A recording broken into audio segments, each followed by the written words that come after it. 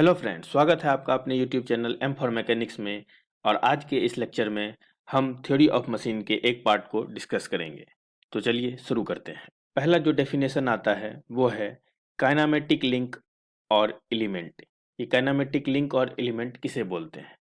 Every part of the machine which is having some relative motion with respect to other part will be known as kinematic link और element. तो क्या मतलब हुआ इसका? इसका यह मतलब हुआ वह हर एक पार्ट मशीन का जिसका रिलेटिव मोशन हो किसी अदर पार्ट के रिस्पेक्ट में, वो पार्ट काइनेमेटिक लिंक या एलिमेंट कहलाता है। चलिए देखते हैं types of link. Types of link क्या क्या है? Rigid link, flexible link and fluid link.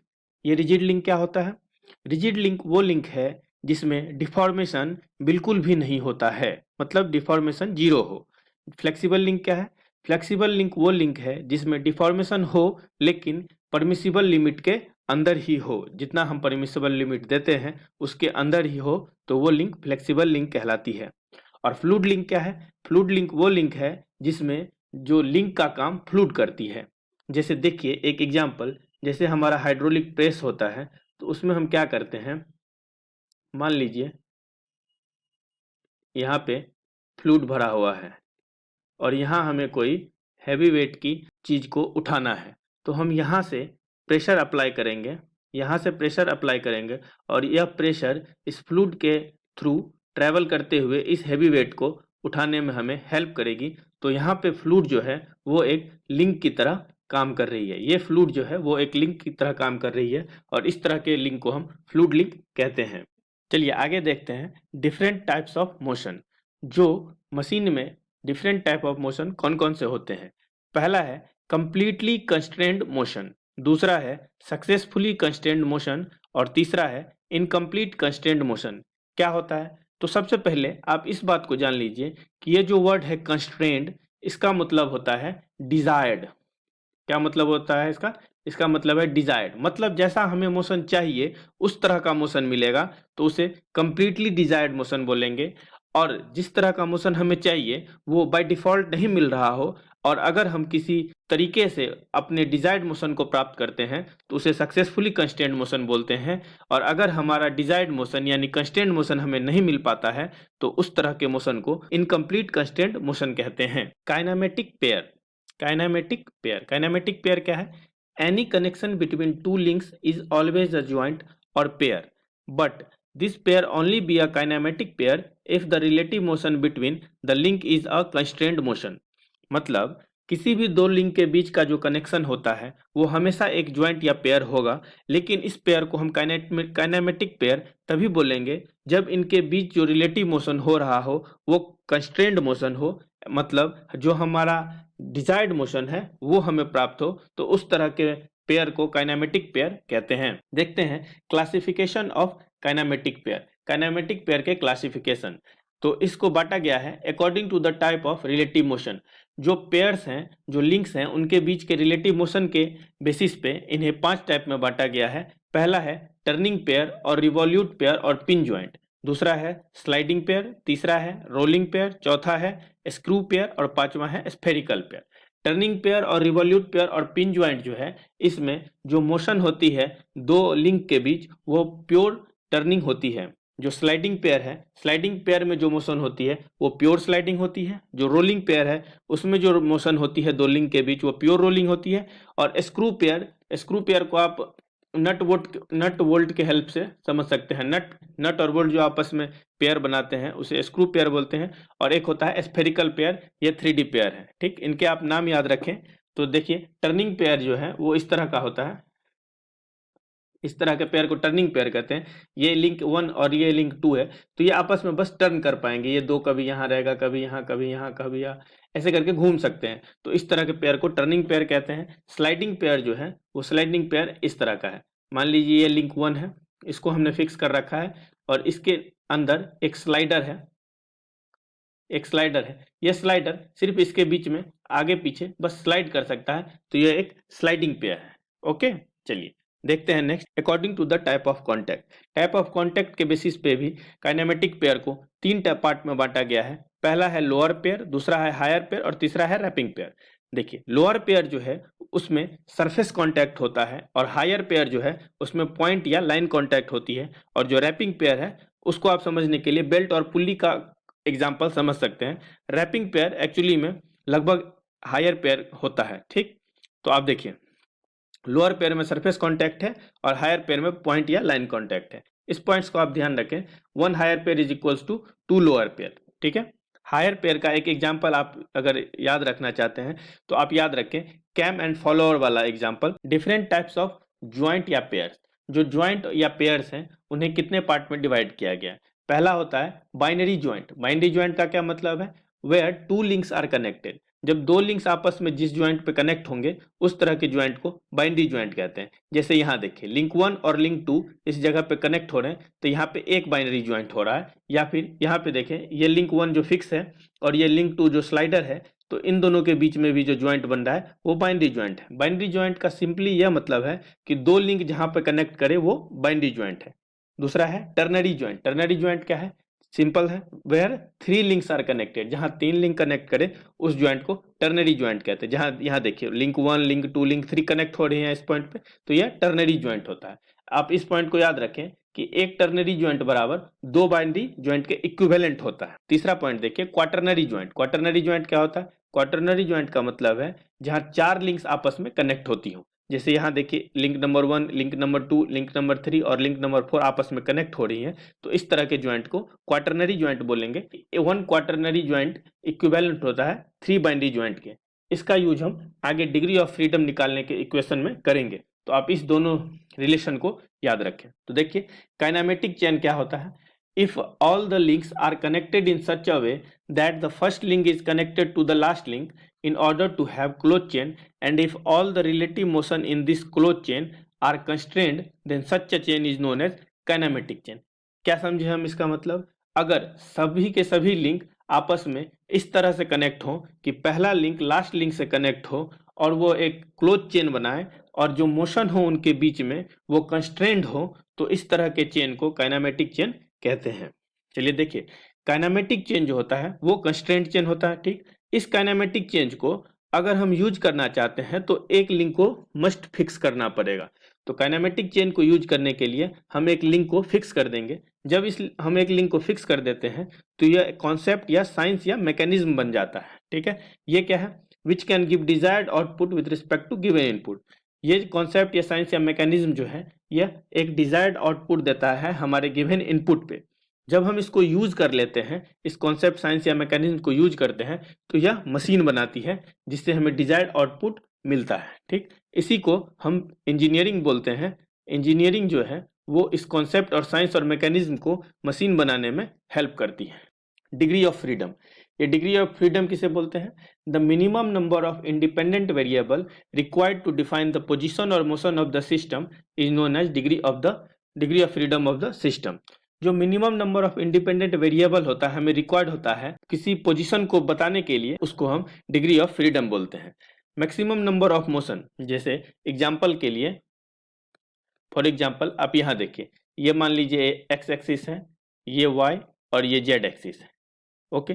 तो यह क्यूब जो है वो एक्स एक्सिस में आगे पीछे जा सकता है, यानी एक मोशन हुआ, और एक्स एक्सिस के पे घूम भी सकता है, तो 2 मोशन हुआ, एक ट्रांसलेटरी एक रोटरी, ओके। ऐसे ही ये वाई एक्सिस पे ट्रांसलेट कर सकता है और रोटेट कर सकता है, तो यहाँ भी एक ट्रांसलेटरी और एक रोटेटरी, और ऐसे ही ये जेड एक्सिस पे ट्रांसलेट कर सकता है और रोटेट कर सकता है, तो यहाँ पे 2 मोशन हुए। तो टोटल ये जो ऑब्जेक्ट है अगर उसको 3 डायमेंशनल में रखेंगे तो वो मैक्सिमम जो नंबर ऑफ मोशन गेन कर सकता है वो 6 मोशन गेन कर सकता है, मतलब 3 ट्रांसलेटरी मोशन और 3 रोटरी मोशन। तो डिग्री ऑफ फ्रीडम को हम इस तरह से डिफाइन करते हैं कि 6 माइनस रिस्ट्रेंट्स। रिस्ट्रेंट्स क्या है, रिस्ट्रेंट्स हैं जो मोशन हम रोक देते हैं, उनको अगर घटा देंगे तो जो हमारा रिजल्ट आएगा 6 में से अगर हम उसको घटा देंगे तो हमारा डिग्री ऑफ फ्रीडम निकल के आता है। आप इस पॉइंट को याद रखें कि जो लोअर पेयर होता है उसका डिग्री ऑफ फ्रीडम 1 होता है, जो हायर पेयर है उसका डिग्री ऑफ फ्रीडम 2 होता है, और जो स्फेरिकल पेयर है उसका डिग्री ऑफ फ्रीडम 3 होता है। ये एग्जाम के पॉइंट ऑफ व्यू से इंपॉर्टेंट है और पिछली बार भी पूछा जा चुका है। चलिए, डिग्री ऑफ फ्रीडम निकालने के लिए एक इक्वेशन है, इसे कुछ बैक इक्वेशन बोलते हैं। क्या बोलते हैं, कुछ बैक्स इक्वेशन। ये इक्वेशन क्या है, F is equal to 3 into L minus one minus 2j minus H minus F R. यहाँ पर एल क्या है? एल है नंबर ऑफ लिंक्स, जे क्या है? Number of binary joint. Binary joint क्या होता था? बाइंडरी ज्वाइंट होता था जहां दो लिंक आपस में कनेक्ट करे उस ज्वाइंट को बाइंडरी ज्वाइंट कहते हैं, और अगर तीन लिंक कनेक्ट करे तो वहां पे दो बाइंडरी ज्वाइंट हो जाएंगे। तो आगे से हम देखेंगे जब भी हमें इस तरह की इक्वेशन दिखाई दे कि जैसे यहाँ देखिए तीन ज्वाइंट कनेक्ट हो रही है तो इन्हें हम दो बाइंडरी ज्वाइंट मान सकते हैं। ये एक टर्नरी ज्वाइंट है जो इक्विवेलेंट होता है दो बाइंडरी ज्वाइंट के। तो जब हम आगे से क्वेश्चन में डिग्री ऑफ फ्रीडम निकालने जाएंगे तो यहाँ पे जो जे लिखेंगे, जे क्या है? नंबर ऑफ बाइंडरी ज्वाइंट, तो वो दो होगा। इस तरह के कंडीशन में बाइंडरी ज्वाइंट कितना हो गया? दो, क्योंकि one ternary joint is equal to two binary joint होता है। ठीक, यहाँ पे फिर एच क्या है? एच है नंबर ऑफ हायर पेयर, और एफ आर क्या है? एफ आर है number of those motion which are not the part of the motion. चलिए इसको समझते हैं कि number of those motion which are not the part of the motion, ये एफ आर क्या है? देखिए जैसे हमने इस तरह का कोई मैकेनिज्म बनाया, ओके, इस तरह का कोई मैकेनिज्म बनाया। अब देखिए इस मैकेनिज्म में हमने मान लीजिए इस लिंक को फिक्स कर दिया है। तो इस मैकेनिज्म में ये जो रॉड है, इस रॉड का इस डायरेक्शन में जो ट्रांसलेटरी मोशन होगा वो इसके अदर मोशन पे डिपेंड नहीं करेगा, और अदर मोशन पे डिपेंड नहीं करेगा। तो ये इसका वो मोशन है जो अदर पार्ट के मोशन पे डिपेंड नहीं हो रहा। तो यहाँ F R is equals to 1 हो जाएगा। ठीक है, यही है F R, number of those motion which are not the part of the mechanism. Sorry, ये मोशन है which are not the part of the mechanism. Okay, degree of freedom को समझने के लिए एक एग्जांपल से हम समझते हैं। जैसे ये एक मैकेनिज्म दिया गया है और इसमें हमें डिग्री ऑफ फ्रीडम निकालना है। तो देखिए सबसे पहले हम नंबर ऑफ लिंक्स गिनेंगे। तो जो रेड कलर से मैंने लिखी हुई है वो सारे लिंक्स हैं। ये फर्स्ट लिंक है जो फिक्स लिंक है, ये इस तरह से दिखाते हैं फिक्स लिंक को। फर्स्ट लिंक, ये सेकेंड लिंक, ये थर्ड लिंक, ये fourth, fifth, sixth, seventh, eighth, ninth और ये 10th। तो टोटल नंबर ऑफ लिंक्स कितने हो गए? 10। L is equals to 10। चलिए अब बाइंडरी ज्वाइंट गिनते हैं। तो देखिए इस ज्वाइंट पे देखिए कितने लिंक्स कनेक्ट हो रही हैं? 1, 2 और 3, तीन लिंक्स आपस में कनेक्ट हो रही है यहाँ, यानी एक टर्नरी ज्वाइंट ये बना रहा है। और हम जानते हैं एक टर्नरी ज्वाइंट जो है वो इक्विवेलेंट है दो बाइंडरी ज्वाइंट के, यानी यहाँ पे जो बाइंडरी ज्वाइंट है वो कितना है? 2। ठीक है, फिर आगे देखिए यहाँ पे भी तीन कनेक्ट हो रही है यानी दो बाइंडरी ज्वाइंट, यहाँ पे भी तीन लिंक कनेक्ट हो रही है यानी दो बाइंडरी ज्वाइंट, यहाँ पे भी तीन लिंक कनेक्ट हो रही है यानी दो बाइंडरी ज्वाइंट, यहाँ पे भी तीन लिंक कनेक्ट हो रही है यानी दो बाइंडरी ज्वाइंट, यहाँ पे दो लिंक कनेक्ट हो रही है यानी एक बाइंडरी ज्वाइंट, यहाँ पे भी तीन लिंक कनेक्ट हो रही है यानी दो बाइंडरी ज्वाइंट। तो टोटल जो नंबर ऑफ बाइंडरी ज्वाइंट है वो कितना है? 2, 2 4, 2 6, 2 8, 2 10, 2 12, 1 13। तो नंबर ऑफ बाइंडरी ज्वाइंट कितने हो गए? 13। अब यहाँ पे हायर पेयर देखिए, हायर पेयर नहीं है 0, और एफ आर भी कुछ दिख नहीं रहा है तो 0। तो डिग्री ऑफ फ्रीडम का अपना फॉर्मूला जो होता था F is equal to 3 into L minus one minus 2j minus H minus F R. अब यहाँ पे आप वैल्यू रख दीजिए तो हमें डिग्री ऑफ फ्रीडम निकल के आया 1। ओके, इस तरह के कुछ क्वेश्चंस में क्या करते हैं, ये इसको आपको ऐसे हैच कर देंगे। क्या कर देंगे? ऐसे हैच कर देंगे। इसका क्या मतलब हुआ? इसका मतलब हुआ ये जो अब चार लिंक आप देख रहे थे, अब ये एक लिंक की तरह काम करेगा। ये एक लिंक हो गया। इससे क्या इफेक्ट होगा? इससे इफेक्ट होगा नंबर ऑफ लिंक्स घट जाएंगे। ये जो पहले हम चार लिंक गिन रहे थे ये एक ही लिंक हो जाएगा। ठीक है, और यहाँ पे देखिए ये जो ज्वाइंट है, अब इस ज्वाइंट को देखिए, इस ज्वाइंट पे ये एक लिंक की तरह काउंट होगा। अब ये दो लिंक नहीं है, एक ही लिंक है। तो यहाँ पे एक लिंक और एक लिंक यानी दो लिंक कनेक्ट हो रही है, तो नंबर ऑफ बाइंडरी ज्वाइंट भी एक होगा। ओके, जब भी हैच करें तो हैचिंग का मतलब है वो पूरा का पूरा एक लिंक की तरह कनेक्ट करेगा। पहले ये चार लिंक था लेकिन अब ये एक लिंक की तरह कनेक्ट करेगा, तो डिग्री ऑफ फ्रीडम चेंज हो जाएगा। ओके, चलिए नोट पढ़ते हैं। If degree of freedom is 0 that means no relative motion and the mechanism is known as frame और स्ट्रक्चर। अगर डिग्री ऑफ फ्रीडम 0 हो जाए तो उस तरह के मैकेनिज्म को फ्रेम या स्ट्रक्चर बोलते हैं। और अगर degree of freedom less than 0 हो जाए यानी निगेटिव हो जाए, that means no relative motion and the mechanism is known as super structure या इनडिटर्मिनेट स्ट्रक्चर। ठीक है, जब degree of freedom less than 0 हो जाए तो उस तरह के को मैकेनिज्म को बोलते हैं स्ट्रक्चर या इनडिटर्मिनेट स्ट्रक्चर। अगर डिग्री ऑफ फ्रीडम 1 हो जाए तो उस तरह के मैकेनिज्म को काइनेमेटिक चेन बोलते हैं। जैसे यहाँ पे डिग्री ऑफ, इसे अपने एग्जाम्पल में डिग्री ऑफ फ्रीडम 1 आया था तो यह काइनेमेटिक चेन है। ये क्या है? Kinematic chain. और अगर degree of freedom greater than 1 है तो इसका मतलब है अनकंस्ट्रेंट चेन है, मतलब जो हमारा डिजायर्ड मोशन था, जो हमारा डिजायर्ड आउटपुट था वो हमें नहीं मिल पाएगा। चलिए देखते हैं ग्रबलर्स इक्वेशन। ग्रबलर्स इक्वेशन क्या है? For those mechanism in which degree of freedom is equal to 1 and higher pair is equal to 0। अगर हम डिग्री ऑफ फ्रीडम 1 और हायर पेयर 0 रखें तो जो पहला मैकेनिज्म लोअर पेयर का आता है उसके लिए एल मिनिमम जो है, जो नंबर ऑफ लिंक्स है वो मिनिमम 4 होने चाहिए। यही ग्रबलर्स इक्वेशन है। ग्रबलर्स इक्वेशन क्या है? वो मैकेनिज्म जिनमें डिग्री ऑफ फ्रीडम यानी f इज इक्वल टू 1 हो जाए और हायर पेयर यानी h इज इक्वल टू 0 रख दें, तो जो मिनिमम नंबर ऑफ लिंक्स चाहिए हमें लोअर पेयर में बनाने के लिए वो 4 है। ठीक, तो इस तरह के मैकेनिज्म को सिंपल मैकेनिज्म बोला जाता है। और सिंपल मैकेनिज्म जो है वो 3 तरह के होते हैं। क्या क्या है? 4 bar mechanism, single slider mechanism और double slider, sorry 4 bar mechanism, single slider crank mechanism और डबल स्लाइडर क्रैंक मैकेनिज्म। यहाँ क्रैंक छूट गया है।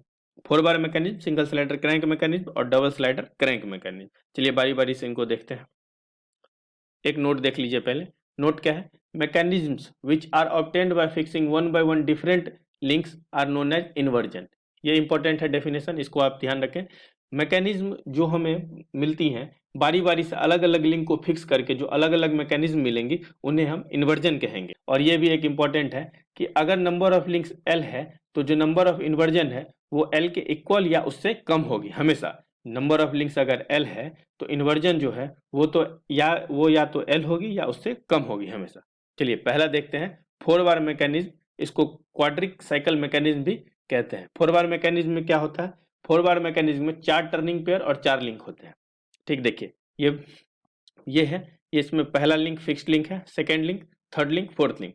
पहला लिंक को फिक्स्ड किया गया है, दूसरा लिंक पे या तो इनपुट दीजिए या आउटपुट लीजिए। ऐसे ही चौथा लिंक पे अगर दूसरे लिंक पे इनपुट दीजिएगा तो चौथा लिंक पे आउटपुट मिलेगा। अगर दूसरे लिंक पे आउटपुट ले रहे हैं तो चौथा लिंक पे इनपुट देना पड़ेगा। और जो ये तीसरा लिंक है इसको कपलर बोलते हैं। ओके, इन्वर्जन ऑफ 4 बार देखिए। 4 बार के जो इन्वर्जन है कितने हैं? 4 बार के 3 इन्वर्जन है। पहला इन्वर्जन क्या है? डबल क्रैंक मैकेनिज्म, दूसरा क्या है? क्रैंक रॉकर मैकेनिज्म और तीसरा क्या है? Double rocker mechanism. नोट देखिए, practical application of 4 bar. Beam engine mechanism जो होता है क्रैंक रॉकर मैकेनिज्म और coupling rod of locomotive double crank mechanism. ठीक है, ये लोकोमोटिव यानी ये रेलगाड़ी में पहले यूज होते थे कपलिंग रॉड ऑफ लोकोमोटिव। और बीम इंजन मैकेनिज्म है क्रैंक रॉकर मैकेनिज्म, ये स्विंग मशीन में अभी भी यूज होता है। ओके, तो इसके कितने इन्वर्जन थे? इसके 3 इन्वर्जन है, double crank mechanism, crank rocker mechanism and double rocker mechanism. Okay, चलिए आगे देखते हैं। ग्रेसॉफ्स लॉ। ग्रेसॉफ्स लॉ क्या कहता है? ग्रेसॉफ्स लॉ हमेशा यूज होता है 4 बार मैकेनिज्म में। ये बोल रहा है कंटिन्यूअस रिलेटिव मोशन के लिए एक कंडीशन है। क्या कंडीशन है? S plus L less than equal to P plus Q होता है। क्या है ये S L P Q? S और एल जो है वो लेंथ है शॉर्टेस्ट लिंक की, एल जो है वो लेंथ है लॉन्गेस्ट लिंक की, पी और क्यू जो है बाकी अदर जो 2 लिंक है उनकी लेंथ है। ठीक, तो जो सबसे छोटा वाला लिंक है और जो सबसे बड़ा वाला लिंक है उन दोनों की लेंथ को जब हम ऐड करेंगे तो वो मस्ट बी स्मॉल और इक्वल टू होना चाहिए बाकी 2 लिंक के। ठीक, तो इसमें पहला कंडीशन देखते हैं। If S plus L less then P plus Q, तो लॉ सेटिस्फाई है। ये अपना लॉ सेटिस्फाई है इस कंडीशन में। अगर एस को फिक्स करेंगे तो डबल क्रैंक मिलेगा, अगर एस एडजेसेंट टू फिक्स रखेंगे तो क्रैंक रॉकर मिलेगा, और अगर एस को कपलर बना देते हैं तो डबल रॉकर मिलेगा। चलिए देखिए, सबसे पहले इसको समझिए कि जो अपना 4 बार मैकेनिज्म है उसमें जो बेस्ट पोजीशन होती है वो कौन सी होती है? बेस्ट पोजीशन है फिक्स पोजीशन। ओके, जो फिक्स पोजीशन है वो बेस्ट पोजीशन है। और जो बेस्ट लिंक है, जो best link for full rotation, जो बेस्ट लिंक फुल रोटेशन के लिए है वो है क्रैंक। तो जब भी बेस्ट पोजीशन पे बेस्ट लिंक बैठेगा तो हमेशा हमें डबल क्रैंक मिलेगी। और अगर बेस्ट लिंक जो है वो एडजेसेंट टू फिक्स मिले रहेगी तो हमेशा हमें क्रैंक रॉकर मिलता है। और अगर हम बेस्ट लिंक को ही फिक्स कर दें, बेस्ट लिंक को अगर कपलर पे बैठा दे तो वो डबल रॉकर मिलेगा, क्योंकि कपलर जो अपना है वो वर्स्ट पोजीशन है। कपलर क्या है? कपलर वर्स्ट पोजीशन है। ओके, देखिए अब जैसे इस क्वेश्चन में फिर से एक बार देखिए, एस इज फिक्स्ड, जो स्मॉलेस्ट है फिक्स कर दिए तो इसका मतलब हुआ बेस्ट लिंक बेस्ट पोजीशन पे तो हमेशा हमें डबल क्रैंक मिलेगी। एस जो है वो adjacent to fix, adjacent to fix का क्या मतलब हुआ? बेस्ट लिंक जो है वो फिक्स के एडजेसेंट है तो क्रैंक रॉकर मिलेगा। और अगर स्मॉलेस्ट को हम कपलर बना लें मतलब बेस्ट लिंक जो है अपना वर्स्ट पोजीशन पे है तो इस कंडीशन में डबल रॉकर मिलेगा। ठीक, दूसरा कंडीशन क्या बोलता है? अगर if S plus L is equal to P plus Q हो जाए तो लॉ सेटिस्फाई है, अपना लॉ फिर भी सेटिस्फाई है। तो इस वाले में एक होता है पैरेललोग्राम लिंकेज। पैरेललोग्राम लिंकेज में क्या होता है, हमेशा डबल क्रैंक बनेगा, आप किसी को भी फिक्स करें। और एक होता है डेल्टॉइज लिंकेज। डेल्टॉइज लिंकेज में क्या है, अगर स्मॉलेस्ट को फिक्स करेंगे तो डबल क्रैंक मिलेगा, क्योंकि स्मॉल को फिक्स कर दिए तो हमें क्या हुआ, बेस्ट लिंक बेस्ट पोजीशन पे है तो डबल क्रैंक मिलेगा। और अगर एल को फिक्स कर दिए तो क्रैंक रॉकर मिलेगा। ओके, तीसरा कंडीशन क्या बन सकता है, अगर L plus L greater than P plus Q हो जाए तो यहाँ पे तो लॉ ही सेटिस्फाई नहीं होगा। अगर लॉ सेटिस्फाई नहीं होगा तो हमेशा डबल रॉकर मिलेगा। ठीक है, ओके। देखिए पैरेललोग्राम लिंकेज जो है वो इस तरह का होता है, देख लीजिए। पैरेललोग्राम लिंकेज जो है वो इस तरह का होता है। ओके, ये एस एस एल एल। अब इसमें आप किसी को भी फिक्स कीजिएगा तो हमेशा डबल क्रैंक मिलेगा। जैसे जैसे आप मान लीजिए एस को फिक्स की, बेस्ट पोजीशन पे बेस्ट लिंक बैठा हुआ है तो डबल क्रैंक मिल गया। मान लीजिए अगर आप इस एल को फिक्स करते हैं, इस एस को नहीं, इस एल को फिक्स करते हैं, तो दोनों तरफ आपको स्मॉलेस्ट मिलेगा, तो ये भी डबल क्रैंक बनाएगा। ठीक है, इसको बोलते हैं पैरेललोग्राम लिंकेज। और आगे देखते हैं जो अपना डेल्टॉइड लिंकेज है। डेल्टॉइड लिंकेज किस तरह का होता है, डेल्टॉइड लिंकेज कुछ ऐसा होता है, ये एस है, ये एल है, ये एस है और ये एल है। सॉरी, डेल्टॉइड लिंकेज कैसे होता है, डेल्टॉइड लिंकेज होता है इस तरह का। इस तरह का जो लिंक है वो डेल्टॉइड लिंकेज है। इसमें देखिए अगर एस को फिक्स किए तो हमें डबल क्रैंक मिल गया, लेकिन अगर एल को फिक्स करेंगे तो क्रैंक और रॉकर मिलेगा, क्योंकि एक एस जो है वो एडजेसेंट टू फिक्स है तो क्रैंक और रॉकर मिलेगा। ठीक है, चलिए आगे चलते हैं। Note, an angle between the coupler and the output link is known as transmission angle in 4 bar है। एंगल जो है कपलर और आउटपुट लिंक के बीच का जो एंगल है उसे हम ट्रांसमिशन एंगल बोलते हैं। देखिए ये जो एंगल है म्यू, म्यू को ही ट्रांसमिशन एंगल बोलते हैं। अगर ये फिक्स्ड है और इस लिंक से हम इनपुट दे रहे हैं तो यहाँ से हमें आउटपुट मिलेगा, तो कपलर और आउटपुट लिंक के बीच का जो एंगल है उसे म्यू बोलते हैं। म्यू क्या है, म्यू का नाम है एक ट्रांसमिशन एंगल। तो क्वेश्चन ऐसे होते हैं कि म्यू मिनिमम कब होगा और म्यू मैक्सिमम कब होगा। जब थीटा 0 डिग्री होगा तो म्यू मिनिमम होगा, और जब थीटा 180 डिग्री होगा तो म्यू मैक्सिमम होगा। चलिए दूसरा देखते हैं, single slider crank mechanism. Single slider crank mechanism क्या है, इसमें 4 लिंक होते हैं, 3 टर्निंग पेयर और 1 स्लाइडिंग पेयर। चलिए देखते हैं, 4 लिंक है। अपना पहला लिंक जो है वो कहाँ है, वो ये है सिलेंडर। सिलेंडर ये जो ये वाला लिंक आप देखिए, ये सिलेंडर, ये पहला लिंक है। दूसरा लिंक कौन सा है, दूसरा लिंक ये है क्रैंक, ये जो देख रहे हैं ये क्रैंक। तीसरा लिंक कौन सा है, ये कनेक्टिंग रॉड, कनेक्टिंग रॉड। और चौथा लिंक कौन सा है, चौथा लिंक ये स्लाइडर या पिस्टन। ओके, और 3 टर्निंग पेयर है। टर्निंग पेयर कहाँ कहाँ है आप खोजिए, देखिए एक टर्निंग पेयर यहाँ पे है, एक टर्निंग पेयर यहाँ पे है और एक टर्निंग पेयर यहाँ पे है। ओके, और स्लाइडिंग पेयर, एक स्लाइडिंग पेयर। ये जो सिलेंडर और पिस्टन के बीच में जो बन रहा है, ये पिस्टन आगे ये पिस्टन इस ट्रांसलेट करेगा, तो इसके बीच में जो पेयर बन रहा है उसे बोलते हैं स्लाइडिंग पेयर। तो इसमें 4 लिंक, 3 टर्निंग पेयर और एक स्लाइडिंग पेयर होता है। और ये जो मैंने डायग्राम बना रखा है यह आईसी इंजन का है, इंटरनल कंबशन इंजन। ओके, ये बेसिक डायग्राम है सिंगल स्लाइडर क्रैंक मैकेनिज्म। चलिए, inversion of single slider crank mechanism very important है, इसे ध्यान से देखिए। जो फर्स्ट इन्वर्जन है, अगर हम सिलेंडर को फिक्स करते हैं, फर्स्ट इन्वर्जन मिलता है कब, जब सिलेंडर को फिक्स करते हैं तो हमें रेसिप्रोकेटिंग इंजन या रेसिप्रोकेटिंग कंप्रेसर मिलता है। सेकेंड इन्वर्जन क्या है, जब हम क्रैंक को फिक्स करते हैं तो हमें मिलता है विथवर्थ क्विक रिटर्न मोशन मैकेनिज्म या rotary IC engine. Rotary IC engine को ही हम ग्नोम इंजन भी बोलते हैं। क्या मिलता है, विथवर्थ क्विक रिटर्न मोशन मैकेनिज्म या रोटरी आईसी इंजन, जिन्हें ग्नोम इंजन भी बोला जाता है। थर्ड इन्वर्जन क्या है, जब कनेक्टिंग रॉड को फिक्स किया जाए। जब कनेक्टिंग रॉड को फिक्स करेंगे तो क्या मिलेगा, crank and slotted lever quick return motion mechanism और oscillating cylinder engine. Fourth inversion क्या है, जब हम स्लाइडर को फिक्स करते हैं तो इससे एक मिलता है हैंड पंप या पेंडुलम पंप या इसे ही बुल इंजन बोलते हैं। तो इसे आप याद रखें।